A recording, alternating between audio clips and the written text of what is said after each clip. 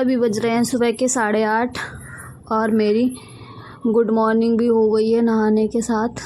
मतलब good morning तो मेरी 6:30 बजे ही हो गई थी और आधा काम मेरे घर का हो गया है। झाड़ू पोछा, सब्जी बन गई है, चाय बन गई है, चाय मैं पी भी चुकी हूँ।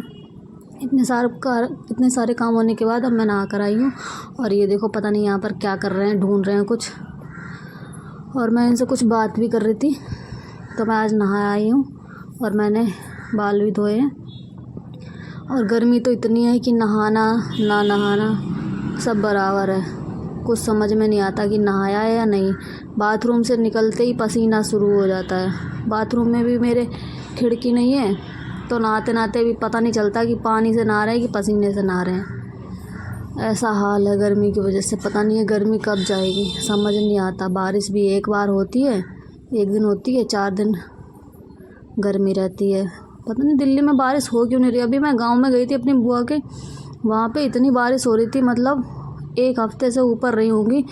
तो वहाँ 2-3 दिन सिर्फ गैप हुआ होगा बारिश में, बाकी डेली बारिश हो रही थी। 10 दिन में रह के आई तो डेली बारिश हो रही थी। मौसम इतना सही था वहाँ का, लेकिन यहाँ पता नहीं क्यों बारिश नहीं हो रही है। गर्मी की वजह से बुरा हाल था। तो मैंने अपने बाल झाड़ लिए थे तौलिए से।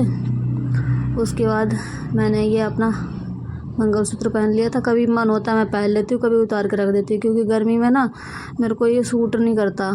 जैसे कि किसी को होता है, कोई माला या मोती होती, मेरे को सूट नहीं करते।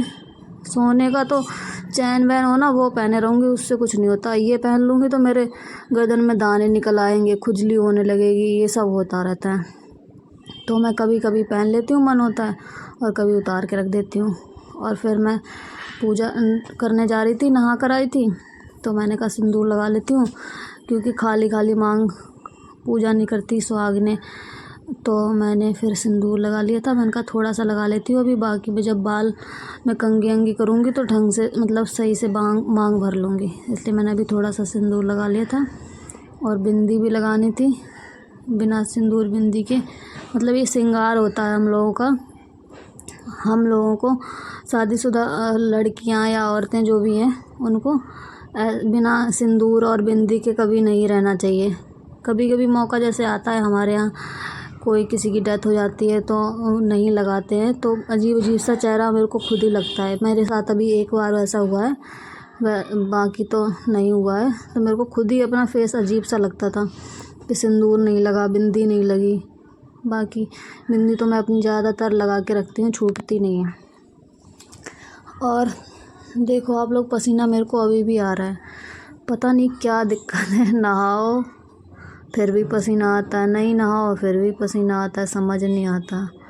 फिर मैंने अपने बालों में क्लेचर लगा लिया था। मैंने कहा बाल जबकि अभी बिल्कुल गीले थे, फिर भी मैं सोचा थोड़े सुखा लेती हूँ, पर सुखाने का क्या भाई, और ज़्यादा इरिटेशन होता है। तो फिर मैंने थोड़ा सा क्लेचर ऐसे लगा लिया था। मैंने कहा जाती हूँ पूजा करके आऊँगी, फिर उसके बाद, नहीं तो फिर ये लेट हो जाएंगे। इनको रोटी भी सेकनी है, सब्ज़ी तो बन गई थी। रोटी सेकने के बाद फिर देखूँगी, बाल सुखाऊँगी। तो मैंने यहाँ चुन्नी ओढ़ ली थी। अब मैं जाऊँगी नीचे, पूजा करके आऊँगी।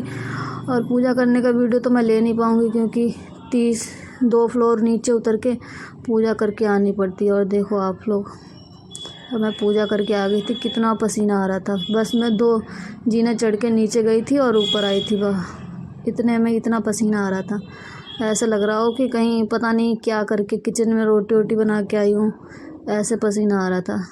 बताओ क्या ही फ़ायदा है नहाने का। फिर मैंने लोटे में जल ले लिया था, ऊपर तुलसी में भी देना था।